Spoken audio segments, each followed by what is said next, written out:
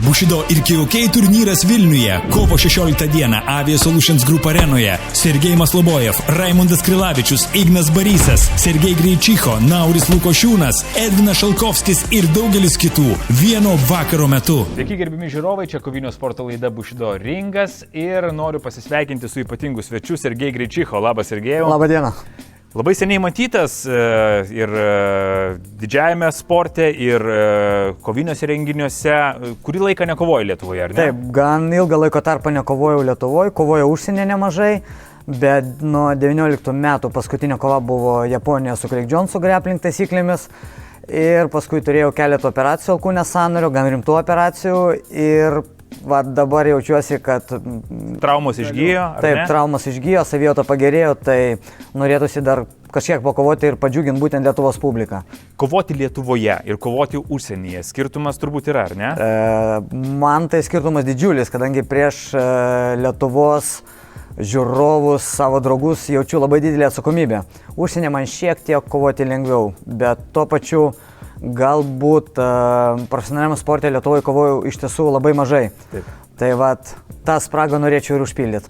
Sakyk, kovojant užsienyje, ypač jeigu kovoji su užsienio vietiniu kovotoju, tas kovotojas jaučia sirgalių palaikymą. Bet sirgalių palaikymas, sakykime, Lietuvoje tave palaiko, vėl blaško, neblaško, kokios emocijos, adrenalinas ir panašiai. Lietuvoje, kaip ir sakei, atsakomybė yra didelė, vis tiek, sakykime, mintise esi prisižadėjęs nugalėti ir šeimai, ir draugams ir panašiai. Tave palaiko žiūrovai, užsienyje žiūrovai palaiko, sakykime, vietinį kovotoją, ar ne? Ir ar nesigauna tokio diskomforto? Pavyzdžiui, užsienį einant, ten švilpia galbūt tau ir matai, kad jau palaikymas yra 100% toje pusėje. Kaip psichologiškai susitvarkai? Aš manau, tas mane kaip tik motyvuodavo, kad jaučiau palaikymą būtent priešininko atžvilgiu. Taip. Tai, kaip ir minėjau, nejausdavau jokios atsakomybės, susiteldavau į tą kovą būtent ir stengiausi kovoti iki galo. Jo, Lietuvoje truputėlį bus kitas atvejis, bet irgi stengsiu susikaupti ir susikoncentruoti ties savo priešininku. Koks tu kovotojas esi? Ką tau sako, pavyzdžiui, draugai, ką tu pats jauti? Aštrus esi, labiau stebintis ir analizuojantis ir laukiantis tam tikro momento. Bet koks tu kovotojas esi? Aš manau, kad aš einu su savo planu, turiu savo taktiką, strategiją ir stengiuosi jos laikytis. Bet galiu pasakyti, kad esu ne iš tų kovotojų, kuris eina į pasikeitimų smūgiais. Galbūt kartais ta žiūrovam ir nelabai patinka, bet stengiuosi visą laiką kovą užbaigti techniškai ir gražiai. Taip privers savo priešininką pasiduoti. O kaip žmogus esi ramus ar užsidegantis, pavyzdžiui, jeigu kažkas... Ne, esu ramus ir tą atspindi ir mano kovos, kad jos galbūt yra šiek tiek ramesnės. Per spaudos konferencijas virimus būna dieną prieš turnyrą, akis į akį susitinka priešininkai. Ką jis turėtų padaryti, kad tave išvesti iš kantrybės? Kol kas nebuvo dar tokių atvejų, kad išvestų iš kantrybės. Taip, be abejo, pakalbėdavo ir užsienyje tie priešininkai ir žadėdavo ir nokautuoti, pajungti ir taip toliau, bet sunkiai jam tas sekdavosi. Tu mintise šypsodavais? Taip, aš taip mintise galvodavau, palauk, kova viską parodys. Sergejau, kaip prasidėjo tavo kelias į kovinius menus? Visgi vieni pradeda sportuoti, sakykime, šiek tiek labiau paaugę, kiti nuo vaikystės. Kaip tau viskas prasidėjo? Pradėjau užsiiminėti kovos menais nuo 9 metų. Tada pirmoji sporto šaka buvo mano pankrationas, labai populiaru buvo Vilniuje. O pradėjau sportuoti dėl to, kad būdamas vaikas, sumušė mane, taip sakant. Ir tėvas pasakė, kad aš dabar tave galiu apginti, bet kai tu paaugsi, aš pasensiu, aš tau padėti niekom negalėsiu. Ir tai buvo man didžiulė motyvacija, ne tai, kad atkeršyt, bet būti stipriam. Taip. Ir gavau motyvacijos visam gyvenimui į priekį. Iš tikrųjų prisimindavau visą laiką tą momentą, kai atėjau apsiverkęs namo ir norėjau būti stiprus. Buvau ne aukšto ūgio, žemas, tai reikėjo mokėti, 90-aisiais reikėjo mokėti pastovėti už save. Tuo labiau per televiziją rodydavo daug tų tokių motyvuojančių filmų, Rokis Balboa su Van Damu, tai tikrai motyvacijos užtekdavo, tai atsistodavau prieš veidrodį ir imituodavau tą kovą, užpuolimą ir kovą. Tai Pankrationą pradėjai, kiek laiko sportavai? Vis tiek turbūt perėjai per keletą? Jo, kažkur iki 5 metų sportavau pankrationą, ta prasme 5 metus sportavau pankrationą ir paskui perėjau į sambo imtynės. Taip, tai iš smūgiuotojo pasidariau imtyninku. Tai pradžioje sekdavosi labai sunkiai, kadangi Pankrationą per 5 metus nepralaimėjau nei vienos kovos, visos kovos buvo laimėtos ir teko ir Latvijoje dalyvauti, netgi į Maskvą važiuoti ir perėjau imtynės ir sekė vien pralaimėjimai, o aš tuo metu tai turėjau gan nemažą pasitikėjimą Pankrationės smūgiavimą ir imtynės reikėjo pradėti viską iš naujo. O kodėl perėjai, jeigu sekėsi Pankrationė, kokios priežastys buvo, kad perėjai imtynės? Tiesiog tėvai nusprendė mane pervesti būtent į imtynės, nes aš paraleliai jau sportavau ir Pankrationo ir imtynės ir gal tikėjosi, kad perspektyva bus didesnė imtynėse. Ir šiaip jam atrodė, visgi imtynės yra saugesnė sporto šaka, kadangi nėra tų smūgių, kaip ir vaiko vystymuisi, tai yra akrobatika, gimnastika, bendras fizinis pasirinkimas, tai matyti tėvam pasirodė, kad tos imtynės labiau tinka. O po imtynių, ar likai imtynėse, ar vėl keitei kažką tai? Jo, imtynėse išlikau labai ilgai, tik tai gal pradėjau miksuoti tas imtynės, laisvėsias imtynės, į grappling, iš sambo labiau susikoncentravau į grappling imtynės, tas Lietuvoje labai pradėjo populiarėti braziliškos jiu-jitsu imtynės ir grappling, tai teko nemažai dalyvauti grappling imtynėse. Ir be abejo, nuo 18 metų, man atrodo, 18 metų ir buvo mano pirmoji MMA kova. Atsiminė? Taip. Tai buvo kelionė į Japoniją ir būtent su Bushido organizacija. Wow. Būdamas 18 metų kovojau su, atsimenu netgi pavardę, Masayuki Okuda, su vietiniu japonu. Tada dar skrydom žinatelis Remigijus Markevičius, Darius Kliaudys ir Erikas Petraitis. Taip, tai labai rimta kompanija, tai tokie jau patyrė kovotojai tuo metu, tai man irgi buvo motyvacija ten dalyvauti. Ir ta kova baigėsi lygiosiamis pagal ZST taisyklės, tai be abejo didžiulė motyvacija. Ir ta pirma kova Japonijai, aš sakyčiau, aš įsimylėjau Japoniją, kadangi tu pradedi daryti veiksmą imtynės ir japonai jau jie žiūri, jau jie mato, ką tu nori daryti. Tai tas man buvo labai neįprasta. Supranta publika, ar ne? Supranta būtent tas kovos meną. O pati Japonija, visgi, vėlgi, pirma kova MMA ir iš karto į Japoniją, ar ne? Ir sunku atsiminti tą momentą, be abejo, jaudulys buvo ir dabar aš kaip ir suprantu, kad man trūko ir tos smūgiavimo technikos, daugiau pasitikėjau imtynėm, tai tas visas smūgiavimas ir būtent tas tikras MMA atėjo su laiku. Bet tada, sakau, labiau teko kovoti su imtynių bagažu.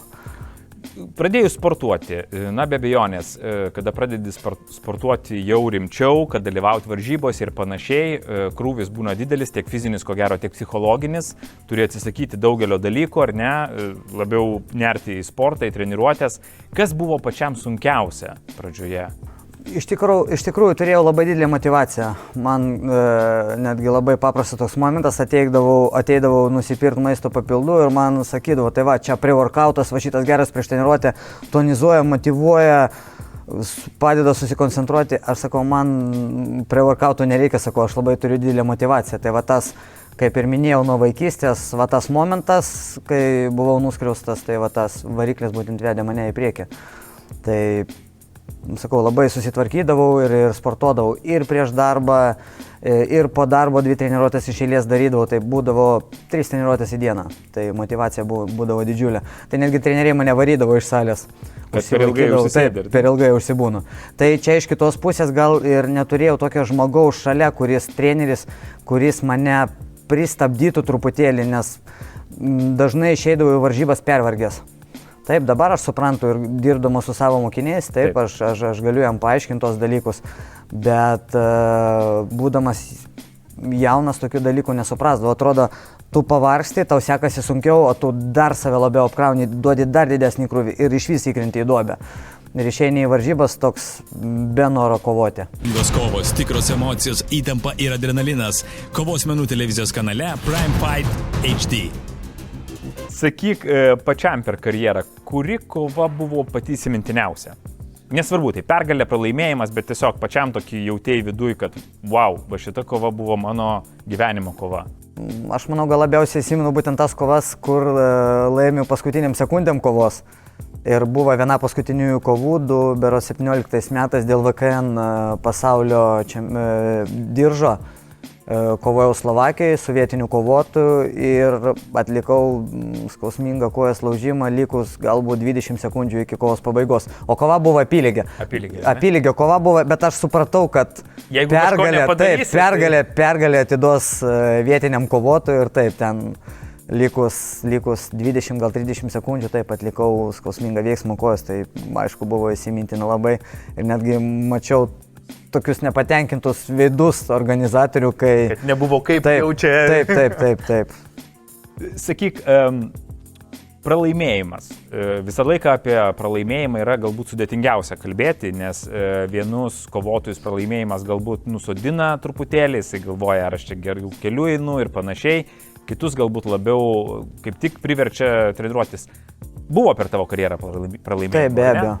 Kaip susimotyvuodavai, kad važiuojam toliau, viskas ok, tai dar tik vienas laiptelis, keliamės ir einam į priekį? Kažkaip su to problemų labai ir nebūdavo daug. Taip, žiūrėjau kaip į darbą. Ir netgi kas neįprasta, tekdavo kovoti, tarkim, per mėnesį 3 kartus MMA kovose. Turėjau ten 2-3 prakirtimus, kitą savaitę važiuojau dalyvauti kitose varžybose. Ta prasme, kažkaip mažiau kreipdavo dėmesį į tokius dalykus. Tiesiog priiminėjai kaip treniruotė, eini dalyvauti varžybose. Ir, kaip žinot, pagrindinė kovodavo užsienyje, taip, ir buvo iš tikrųjų labai sunku pasirinkti arba atsisakyti, kadangi jeigu tu atsisakai, kitą kartą tavęs nepakvies, tai stengiausi visur dalyvauti ir visur kovoti.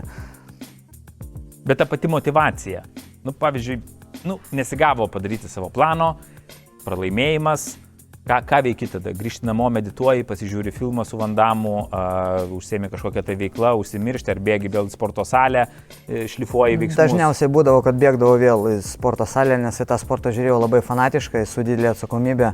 Dėl to po varžybų grįždavau, netgi ir palaimėtos kovos grįždavau iškart į treniruotes sekančią dieną.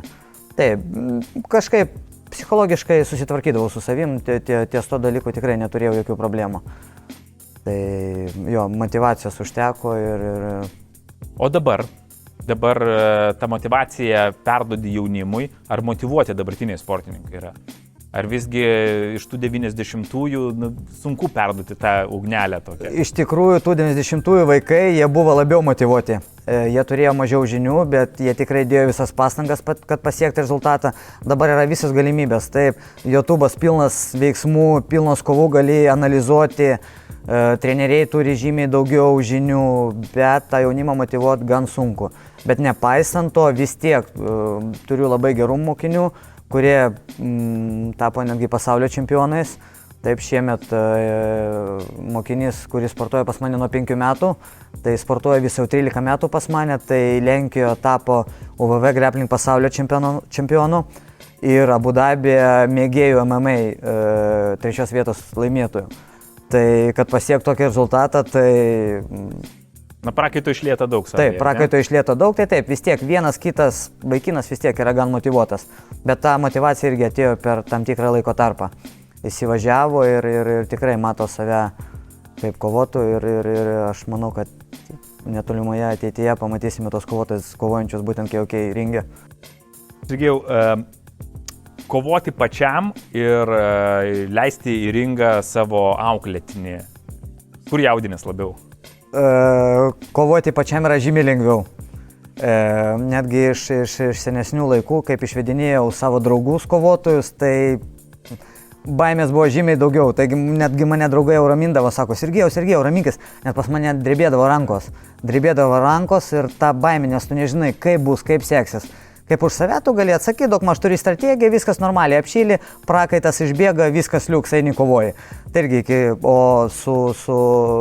kai išvedinėjai savo mokinį, tai taip, jauti atsakomybę ir prieš jį, kadangi tu įruošėjai varžybom, jauti atsakomybę prieš tėvus. Tai jo, ir prieš save, taip, ir prieš tėvus, save, ir prieš jį. Taip. Ir atsakomybė, ar tinkamai paruoši sportininką, ar ta technika, tavo strategija veikia, neveikia. Dabar užsiemi vien profesionalių sportų, ar ne? Tai ir sportuoji pats ir treniruoji. Taip. Ar turi kažkokį dar hobį? Taip, be abejo, turiu hobį. Vienas toks hobis, kur mane seka jau nuo pačios vaikystės, irgi gal nuo 5-4 metų, tai žvejyba. Tai kokią didžiausią žuvį pagavęs esi? Ir lydekų didelių, ir karpių didelių, lydeka gal 5 kg, karpis 8 kg, tai va ta žvejyba, tai būtent ta veikla, kuri mane ramina, taip, ir ypatingai mėgstu gamtą, su valtelį išplaukti, su savo tėvų ramiai, kokį šeštadienį, sekmadienį, ypatingai kokį pavasarį, vasarą pažvejoti, tai yra čia Čilas, mano atsigavimas, čilas, taip, tokia kaip ir meditacija tuo pačiu, kai trauki tą lydeką, meškerė sulinkus, tai pamiršti ir apie darbus, sportus, apie visas kovas, tai atsipalaiduoju pilnu 100%. Tai labai buvo smagu iš tikrųjų su tavim, Sergejau, pakalbėti. Man atrodo, mes galėtume dar vieną laidą kalbėti. Tiek daug yra įdomių gyvenimo momentų, apie ką norėtųsi. Bet man atrodo, kad mes galėsime ir ateities laidose truputėlį dar pasikalbėti apie vieną ar kitą tavo gyvenimo ir sporto aspektą. O dabar pačiai pabaigai aš noriu, kad tu į kamerą galbūt perduotum kažkokią tai žinią, kažkokį tai palinkėjimą ar patarimą visai jaunai kartai. Na, kaip žinia, dabar jaunoji karta laiką leidžia prie kompiuterių ir panašiai. Tai kaip, keliais žodžiais, žinutė tėvams, žinutė jaunimui, kad ateiti, kad sportuoti, kad palaikyti sveiką gyvenimo būdą. Taip, tai jaunimui patarčiau tobulėti, nesustoti ir tobulėti ne tik sportą, bet ir moksluose, nes tai tikrai pravers gyvenime. Na kągi, gerbiami žiūrovai, čia buvo kovinio sporto laida Bushido ringas, Sergej Greičicho viešėjo pas mus, na, o mes jį pamatysime kovo 16 dieną Avia Solutions Group arenoje, didžiajame Bushido ir Kyokai turnyre. Noriu priminti, kad išankstinius bilietus galite įsigyti Bilietai LT platformoje, o visa informacija socialiniuose tinkluose ir taip pat interneto svetainėse kyokaifights.com ir bushido.lt. Ačiū Sergejau, kad lankėsi mūsų laidoje, iki naujų susitikimų. Iki. Viso. Bushido ir Kyokai turnyras Vilniuje, kovo 16 dieną Avia Solutions Group arenoje. Sergej Maslobojev, Raimundas Krilavičius, Ignas Barysas, Sergej Greičicho, Nauris Lukošiūnas, Edvinas Šalkovskis ir daugelis kitų vieno vakaro metu.